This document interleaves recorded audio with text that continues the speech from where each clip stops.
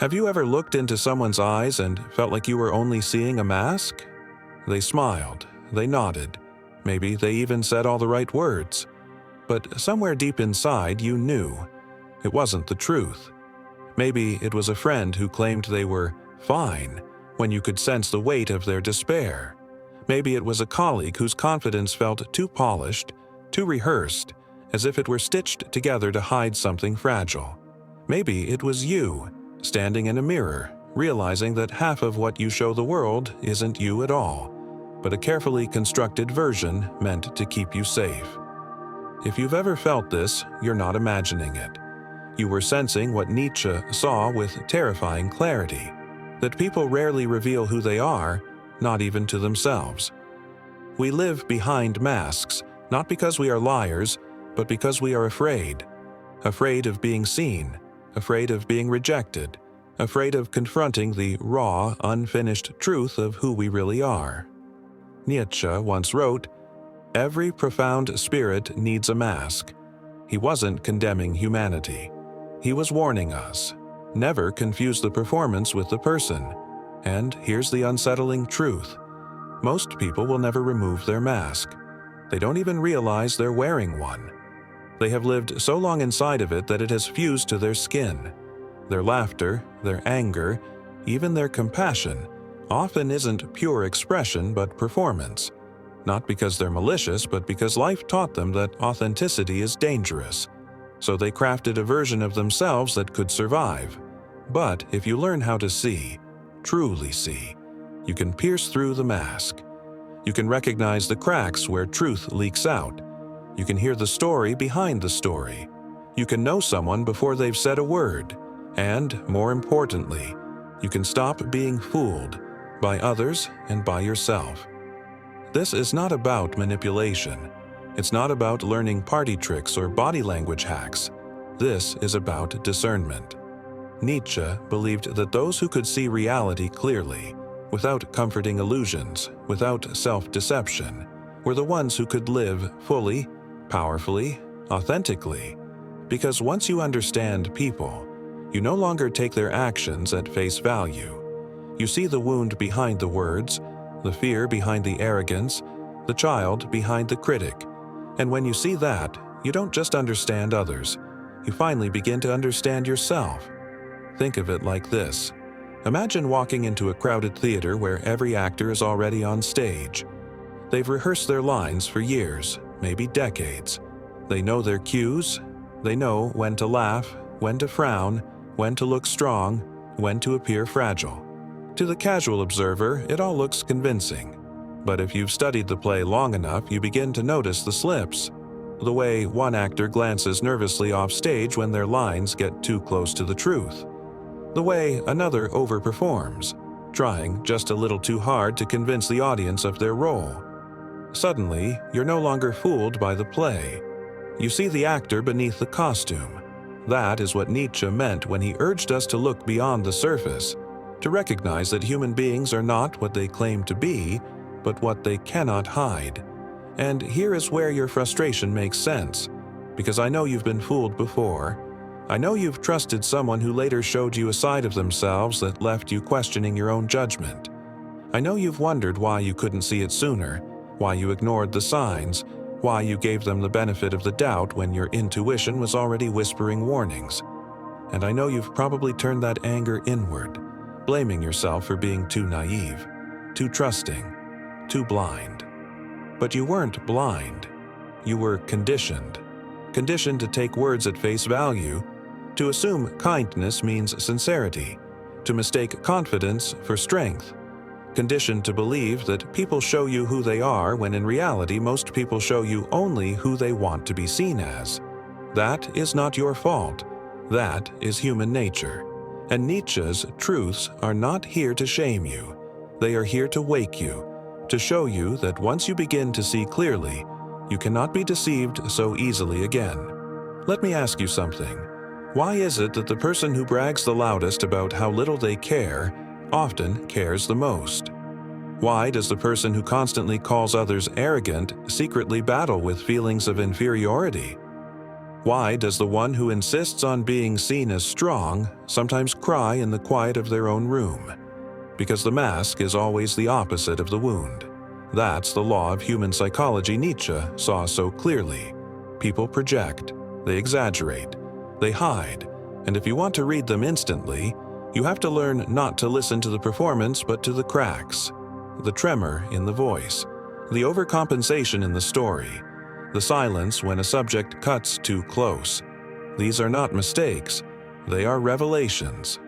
But to see these signs in others, you must first be willing to confront them in yourself. Because here is the uncomfortable truth. You wear a mask too. You've hidden your pain behind a smile. You've exaggerated confidence when inside you were unsure. You've pretended to be fine when you were breaking. We all have. And the more you recognize your own disguises, the easier it becomes to recognize them in others. Nietzsche didn't want us to become cynical. He wanted us to become awake, to stop confusing the act with the actor, to stop mistaking the mask for the soul. So let me bring this home. Right now, there are people in your life you think you know. Friends, co-workers, maybe even family. You believe their story. You believe their confidence, their anger, their indifference. But beneath it all, there are wounds they've never shown you, patterns they can't escape, fears they can't name. And whether you realize it or not, those hidden truths shape every word they speak, every choice they make, every mask they wear. Learning to read people instantly is not about magic. It's about becoming willing to see what has always been there. To look not at the mask, but at the cracks. To hear not just the words, but the silence behind them. To understand not just the persona, but the wound. And once you see that, your relationships change forever. You stop giving your energy to those who only take. You stop doubting yourself when someone's actions don't match their words. You stop being surprised when the mask eventually slips, because you already knew what was hiding underneath. Nietzsche believed that truth is not what people say. It is what they cannot stop revealing. And when you train yourself to notice, you become untouchable. You stop being fooled, manipulated, drained. You stop being the audience of the play and start being the critic who sees the script for what it is. This is the foundation. This is the lens you need to carry with you. Everyone wears a mask, and the mask always hides the wound. If you remember this, if you dare to look beyond the performance, you will see people more clearly than they see themselves. And in that clarity, you will no longer be deceived. Now, ask yourself this. How many of the people around you are actors you've mistaken for their roles? And more importantly, how many times have you mistaken your own mask for who you truly are? The first cracks appear when people are forced to reveal what they don't want to face. They might maintain the mask when life is calm, but the moment pressure arrives, the seams split. And if you know how to watch for those fractures, you will see the truth pour out. Think about the last time someone lost their temper over something small. A late text reply, a minor inconvenience, a careless word. On the surface, it looked like an overreaction. But was it really? Or was it the wound speaking? The fear of being abandoned or disrespected, leaking through the performance? Nietzsche understood that what we call overreaction is usually perfect proportion. Not to the present moment, but to the old injury it awakened. People do not rage about the now. They rage about what the now reminds them of. This is why most actions are not driven by desire, but by fear. Watch carefully and you will see it. The person who talks endlessly is afraid of being forgotten. The one who withdraws is afraid of being seen. The one who says yes too quickly fears rejection if they ever say no. Every behavior is a defense, not a choice. Nietzsche's warning was brutal. If you want to know someone, don't ask what they want. Ask what they are most afraid of losing. Their fear is the compass that guides them. Criticism is one of the easiest ways to see this in action. Notice how some people can't stop pointing out flaws in others. The man who calls emotional people weak is often terrified of his own tenderness. The woman who mocks vanity might secretly despise the reflection she sees in the mirror. Nietzsche recognized criticism not as objective truth, but as projection, an attempt to exile from the outside world what one cannot bear to face inside. Every harsh judgment is a confession. The louder the accusation, the deeper the hidden wound. And here's where many of us get trapped. We believe the critic. We take their words as if they are describing us, when in reality they are revealing themselves. Think about the times you've been judged harshly. Maybe you carried that judgment like a stone, letting it weigh you down. But what if it was never about you? What if every accusation was a mirror turned outward, a desperate attempt to disown the parts of themselves they couldn't accept? Once you see this, criticism loses its sting. You no longer bend under it. You recognize it as someone else's autobiography, not your identity. But not all masks are sharp or critical.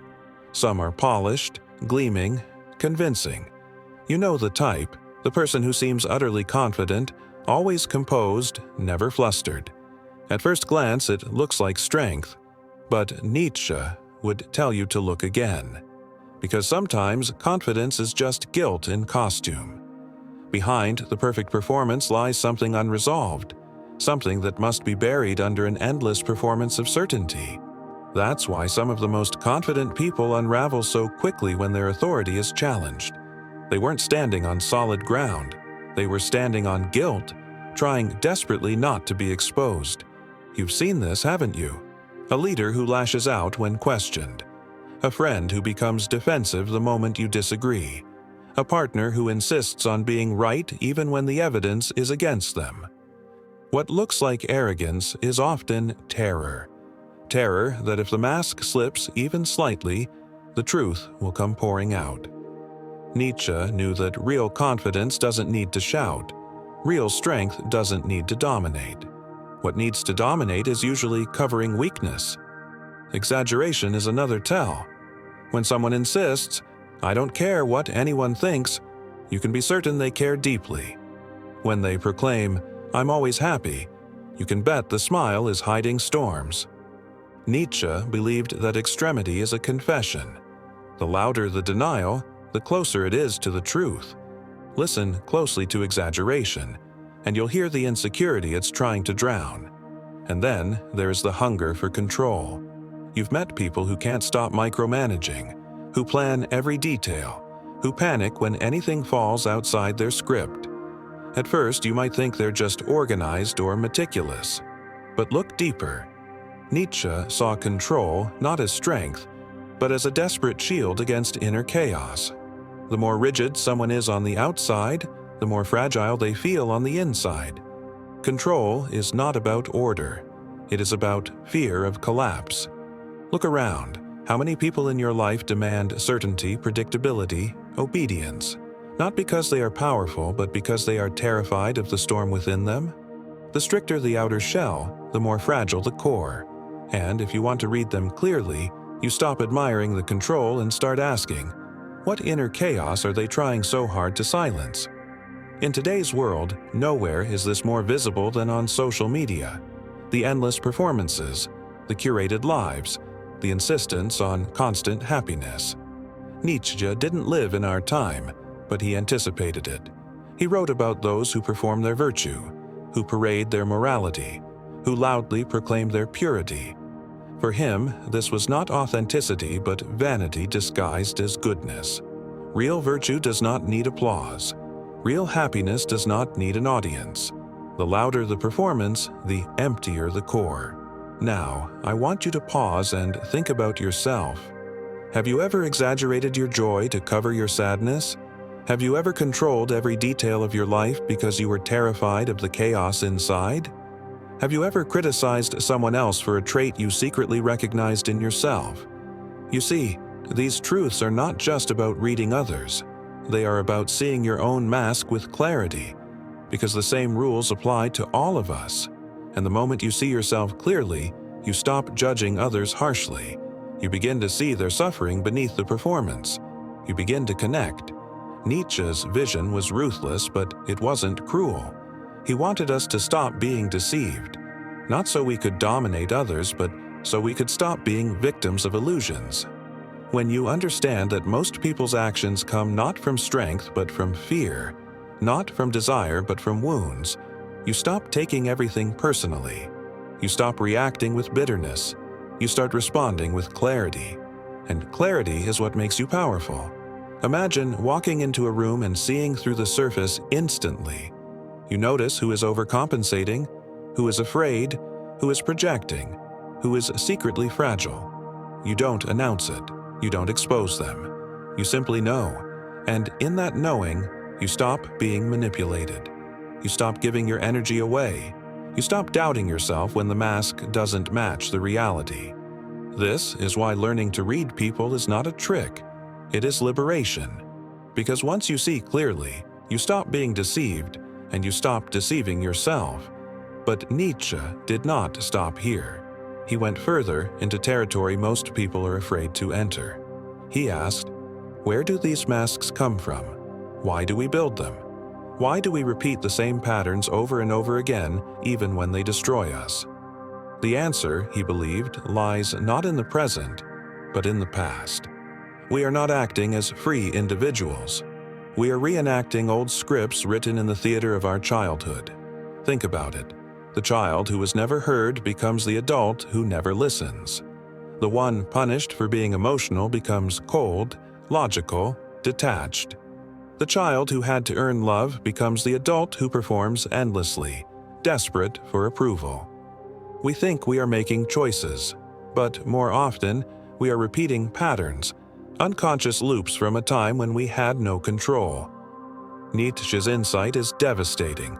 Behavior is biography. To read someone is to read the story of their past, written across their present. And this leads to one of the most powerful truths of all. Patterns are confessions. People may not know how to express their wounds in words, but they reveal them through repetition. The one who ghosts every time things get close is confessing a fear of intimacy. The one who overworks is confessing a terror of stillness. The one who flirts with everyone but connects with no one is confessing a fear of being truly seen. Every pattern says, this is how I protect myself. This is where I was hurt. This is what I fear repeating. Now, the question that should unsettle you is this. What patterns are you confessing without realizing it? What story of your childhood are you still replaying? What wound are you still covering with a mask? Because until you see your own patterns clearly, you will be enslaved by them. And until you see the patterns of others, you will keep mistaking their confessions for choices. Nietzsche's truths are not meant to make you suspicious of people. They are meant to make you awake, to see clearly, to stop being fooled by words, appearances, performances, to know that every mask hides a wound, every exaggeration hides an insecurity, every criticism hides a confession, and every pattern hides a story. And once you see that, once you see through the mask, you cannot go back. The world changes. Every conversation becomes transparent. Every relationship reveals its hidden architecture. You are no longer in the dark. You are no longer a pawn in someone else's unconscious game. You see, and in seeing, you are free. But freedom comes with weight, because when you see others clearly, you will also see yourself. You will see the masks you wear, the fears you project, the patterns you repeat. And the question will rise like fire. Now that you see, will you continue the performance, or will you dare to live without the mask? When the mask slips and the patterns reveal themselves, something awakens inside you. It is the recognition that human beings are not puzzles of logic, but living maps of wounds. Every argument, every silence, every exaggeration is a breadcrumb leading back to the place where the story began. And once you follow the trail, you see that the surface was never the truth. It was always the cover. This is why Nietzsche insisted that no one speaks from pure reason. They speak from pain. The cynic who declares that love is a fantasy is not stating fact. They are confessing heartbreak. The person who insists that people can't be trusted is not delivering philosophy. They are repeating the betrayal that carved itself into their bones. Every belief we hold is soaked in emotion. What we call logic is often just armor, forged to defend against what once destroyed us. Think about this in your own life. How many of your strongest convictions were born not from discovery, but from defense? Maybe you told yourself, "I'll never rely on anyone," not because independence is holy, but because dependence once left you shattered. Maybe you promised, "I'll always be kind," not because kindness was easy, but because you knew the devastation of cruelty. Our philosophies are often stitched from our scars, and once you see this, the world's arguments lose their power. You no longer debate with words, you hear the wound behind them. But Nietzsche did not stop at wounds. He asked, "How do you measure true power in a person?" And his answer was simple: watch how they respond to weakness. Anyone can act powerful when confronted with strength. But how someone behaves toward the vulnerable, the voiceless, the powerless, that is the truest reflection of their soul. The one who mocks weakness is terrified of their own fragility. The one who punishes mistakes was never allowed to make their own. But the one who can sit with vulnerability without judgment has already conquered the war within themselves. So, the next time you want to read someone instantly, give them a moment where compassion is possible. Watch whether they lean into it or run away. That single choice will tell you more than 1,000 conversations. And then there is the hunger for attention, the endless need to be seen, remembered, validated. At first glance, it looks like vanity, but Nietzsche saw something deeper. Beneath the noise is a primal fear, the fear of being forgotten, of vanishing without leaving a mark. The child who was ignored becomes the adult who cannot stop shouting. The performer who demands applause is not arrogant. They are terrified of silence. When you see someone clinging to the spotlight, you are not seeing confidence. You are witnessing the cry of someone who cannot bear to disappear. And this brings us to envy, one of Nietzsche's sharpest insights. People often attack not what they despise, but what they secretly desire. The colleague who mocks ambition may be mourning their own abandoned dreams. The friend who dismisses your confidence may be grieving the parts of themselves they buried long ago. Envy is unspoken admiration chained by despair. To read someone instantly, pay attention to who they attack. Often, they are pointing straight at the version of themselves they wish they had become. But the deepest revelation comes when you realize that most people are not living out their beliefs. They are reenacting their childhoods. The strict parent lives again in the adult who cannot relax. The ignored child lives again in the adult who overcompensates for attention. The punished child lives again in the adult who cannot forgive mistakes, theirs or anyone else's. We think we are free, but so much of what we do is repetition. We are not inventing ourselves, we are replaying the past until we dare to break the cycle. This is why Nietzsche believed that patterns are confessions. People may never tell you their wounds directly, but they will repeat them in front of you every day. The partner who disappears when intimacy deepens, the friend who sabotages every success, the colleague who burns out again and again, these are not random flaws. They are confessions. They are saying without words, "This is what I fear. This is where I was broken. This is how I protect myself from ever feeling that pain again. And now I must turn the mirror toward you. What patterns have you been confessing? Do you withdraw when you most want to be close? Do you overperform when you most need rest? Do you criticize others for the very traits you cannot accept in yourself? If you dare to ask these questions, you begin to see not just others but yourself with terrifying clarity. And clarity is the first step toward liberation. So how do you move from seeing masks to living without one? The first step is a sacred pause. Instead of reacting to the performance, you stop. You breathe. You ask yourself, what is this person's fear? What is the wound behind the words? You shift from judgment to observation, from reacting to reading. And in that pause, you create space for wisdom. The second step is honesty with yourself. It is easy to point out others' masks.